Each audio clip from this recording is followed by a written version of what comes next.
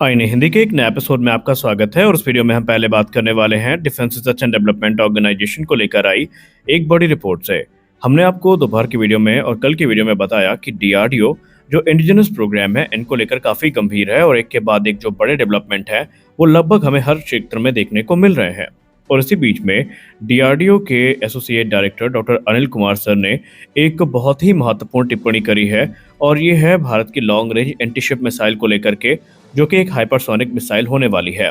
हम सब अच्छे से जानते हैं कि इस समय डीआरडीओ एक ऐसे प्रोग्राम पर काम कर रहा है जिसके अंतर्गत लॉन्ग रेंज की जो एंटीशिप मिसाइल है जो हाइपरसोनिक स्पीड पर ट्रैवल करने में सक्षम है, ये विकसित की जा रही है। और उन्होंने ये कहा कि अब हम सक्सेसफुल मिसाइल टेस्ट को कर चुके हैं और अब इसके सीरियल प्रोडक्शन की जो तैयारी है ये defence research and development organisation की तरफ से की जा रही है और बहुत जल्दी इसका सीरियल प्रोडक्शन डीआरडीओ की तरफ से शुरू कर दिया जाएगा। अभी तक की जो रिपोर्ट प्राप्त है इस लॉन्ग रेंज के हाइपरसोनिक मिसाइल को लेकर के, उसमें ये कंफर्म किया गया है कि इसकी जो टॉप स्पीड होने वाली है ये मैक 10 की होने वाली है, यानी आवाज़ की रफ्तार से 10 गुना ज़्यादा। और अगर हम बात करें इसकी रेंज की, तो रेंज को लेकर ऐसा कहा जाता है कि इस मिसाइल की रेंज तकरीबन 1500 किलोमीटर यानी 930 माइल्स की होने वाली है। प्राइमरीली रोल इसका जो होने वाला है वो एंटीशिप मिसाइल के तौर पर होगा, लेकिन इसको आने वाले भविष्य में अलग अलग फोर्सेस की तरफ से यूज़ किया जा सकता है, यानी कि इसको ग्राउंड स्ट्राइक वेरिएंट के तौर पे भी यूज़ किया जा सकता है। हालांकि मुख्यतः ये भारतीय नौसेना की जो वॉरशिप्स हैं इनको ध्यान में रख करके बनाई जा रही हैं, लेकिन आने वाले भविष्य में जैसा कि मैंने कहा कि अलग अलग रोल में इनका इस्तेमाल हो सकता है। और अब क्योंकि डीआरडीओ ने कंफर्म कर दिया है कि बड़े नंबर में इनका जो सीरियल प्रोडक्शन है वो शुरू होने वाला है, तो इस तरफ ये संकेत है कि हमारी आर्म फोर्सेस की ताकत काफ़ी ज़्यादा बढ़ जाएगी। और हम सब ने देखा कि जब ऑपरेशन सिंदूर के दौरान सुपरसोनिक मिसाइल्स ने जिस प्रकार की तबाही मचाई, तो हाइपरसोनिक मिसाइल्स के आने के बाद क्या ही नज़ारा होगा।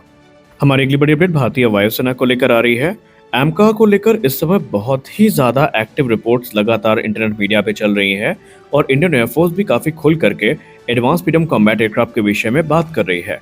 हमने हाल ही के समय में आपको एडवांस मीडियम कॉम्बैट एयरक्राफ्ट की प्राइसिंग को लेकर एक रिपोर्ट दी थी, जहां पर हमने कहा था कि जो इनिशियल नंबर्स होगा या लिमिटेड सीरीज प्रोडक्शन होगा उसमें शायद इनकी कीमत काफ़ी ज़्यादा हो, लेकिन बीतते समय के साथ जब प्रोडक्शन नंबर्स बढ़ेंगे तो एक रीजनेबल प्राइस में ये एयरक्राफ्ट हमें देखने को मिलेंगे। और कहीं ना कहीं अब इंडियन एयरफोर्स ने भी यही संकेत दिए हैं, जहां पर इंडियन एयरफोर्स ने 120 के नंबर को कंफर्म कर दिया है फिलहाल, यानी फर्स्ट फेज में हमें 120 एम का देखने को मिलेंगे।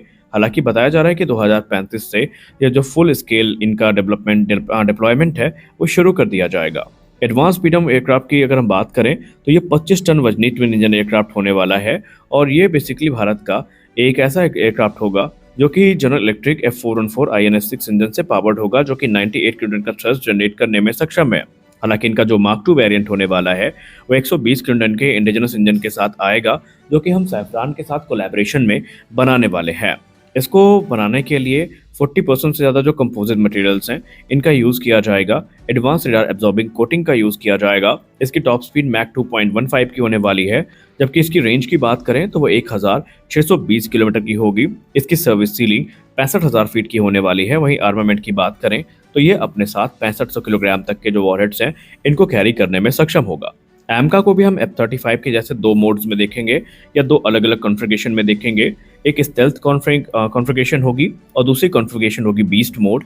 बीस्ट मोड बेसिकली एमका का एक नॉन स्टेल्थ मोड होगा, जहां पर ये अपने इंटरनल वेपन बे के अलावा जो एक्सटर्नल हार्ड पॉइंट्स हैं उसमें भी हथियार को कैरी करने में सक्षम होगा। यानी कुल मिलाकर के हम ये कह सकते हैं कि एडवांस मीडियम कॉम्बैट एयरक्राफ्ट के क्षेत्र में एक बड़ा डेवलपमेंट हमें आने वाले भविष्य में देखने को मिलेगा।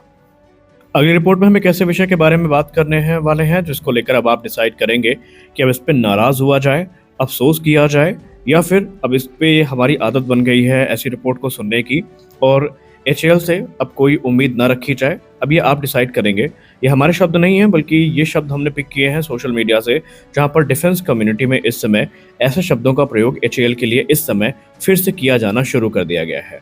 आपको हाल ही में सितंबर के वो घटनाक्रम याद होंगे जहां पर एचएएल के अधिकारियों ने और कई प्रतिष्ठित मीडिया संस्थानों की रिपोर्ट में बढ़ चढ़ के ये रिपोर्ट सामने आई थी कि हिंदुस्तान एरोनॉटिक्स लिमिटेड नासिक में 17 अक्टूबर को जो पहला तेजस मार्क 1A है या पहले दो तेजस मार्क 1A है इनको डिलीवर करने वाली है। अब इसको लेकर लोगों के मन में एक राहत की खबर आई थी या राहत की भावना उत्पन्न हुई थी कि चलो देर आए दुरुस्त आए, अब हमें ये एयरक्राफ्ट तो चलो कम से कम मिल जाएंगे। लेकिन अब द प्रिंट की रिपोर्ट की बात माने तो एचएएल अपने उस पुराने ट्रैक रिकॉर्ड को बरकरार करे हुए है, जहां पर अब द प्रिंट की रिपोर्ट में बताया जा रहा है कि सितंबर तो भूल जाइए, अक्टूबर भी भूल जाइए, इनफैक्ट नवंबर दिसंबर भी भूल जाइए, बल्कि मार्च 2026 से पहले एक सिंगल तेजस एयरक्राफ्ट भी भारतीय वायुसेना को नहीं मिलने वाला है। जी हाँ, यहाँ पर द प्रिंट की रिपोर्ट में बताया गया कि जो पहले 2 एयरक्राफ्ट को लेकर जो बात करी गई थी, अब वहाँ पर ये चीज़ें मार्च 2026 तक स्लिप कर गई हैं। अब उसके बाद से काफ़ी ज़्यादा रोष की जो भावना है, वो उत्पन्न हो रही है। हालाँकि 17 अक्टूबर को ये बात अलग है कि नासिक से पहला तेजस मार्क 1 रोल आउट कर दिया जाएगा, लेकिन फिर भी अब यहाँ पर इसके बारे में क्या ही बोला जाए, इस समय समझ में नहीं आ रहा है। लेकिन इस समय डिफेंस कम्युनिटी में एक डिबेट और ट्रिगर हो गई है, जहाँ पर एचएएल को छोड़ दिया गया उनके हाल में, कहा गया कि आप एचएएल को उनका काम करने दीजिए। लेकिन अब हमारे पास जो ऑप्शन है, जो भारतीय वायुसेना की ताकत को जल्दी से जल्दी बढ़ा सकते हैं, हमें अब उन्हें सीरियसली कंसीडर करना चाहिए। इसमें SU-57 प्रपोजल और राफेल प्रपोजल पर जोर देने के लिए बात कही गई है। एक बार चलिए डिफेंस एक्सपर्ट्स ये बात को बोलें तो सही भी अर्थ होता है, या कोई पत्रकार बोले ये बात तो हम थोड़ा मान सकते हैं कि सही है। लेकिन अब भारतीय वायुसेना के पूर्व अधिकारी भी ये मानते हैं कि इंडियन एयरफोर्स की तत्काल ज़रूरतों को देखते हुए हमें अब जो वो ऑप्शन देखने चाहिए जो तत्काल हमारी ज़रूरतों को पूरा कर सकते हैं। और ऐसे में फिर हमारे लिए ऑप्शन 2 ही बचते हैं, वो है SU-57 फैलन और राफेल के।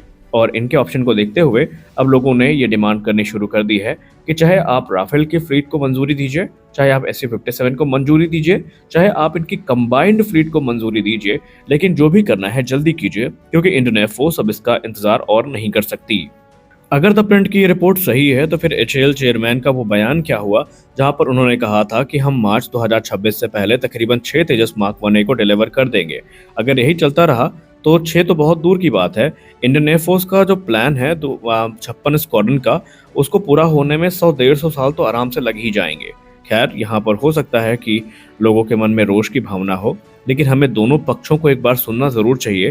लेकिन फिर भी ये चीज़ें अक्षम्य हैं, क्योंकि ऑलरेडी अब यहाँ पर 2 वर्ष की डिले तो हो ही जाएगी इस प्रोग्राम में, और तेजस और मिग-21 के जाने के बाद ऑलरेडी इंडियन एयरफोर्स काफ़ी स्ट्रगल कर रही है, और ऐसे में इंडियन एयरफोर्स की दिक्कतें भविष्य में और बढ़ती नज़र आ सकती हैं। हम तो यही आशा करेंगे कि अब जितने भी पेंडिंग प्रोग्राम हैं उनको क्लियरेंस दी जाए, क्योंकि अब इंडिजिनस फाइटर जब आएंगे तब देखा जाएगा। लेकिन जो हमारे पास फास्ट कह सकते हैं जरिया है एयरक्राफ्ट को प्राप्त करने का, हमें वो देखना चाहिए। और ऐसे में SU-57 को लेकर के जो बातचीत है, उसको भी कहा जा रहा है कि वो एडवांस लेवल पे है, और जो MRFA है, इस पर भी कुछ डेवलपमेंट देखने को मिला है। हालांकि नवंबर में ही जो रशियन डेलीगेशन है भारत आने वाला है, जहां पर SU-57 को लेकर जो फाइनल टॉक्स हैं वो की जाएंगी, और नासिक में संभावित है कि इनका निर्माण होता दिखाई पड़े। तो इस वीडियो में बस इतना ही। आशा करते हैं वीडियो आपको अच्छी लगी होगी। वीडियो अच्छी लगी तो वीडियो को लाइक करिए, नए हैं तो चैनल को सब्सक्राइब करिए। मिलते हैं अगले वीडियो में कुछ और अपडेट्स के साथ। तब तक के लिए जय हिंद।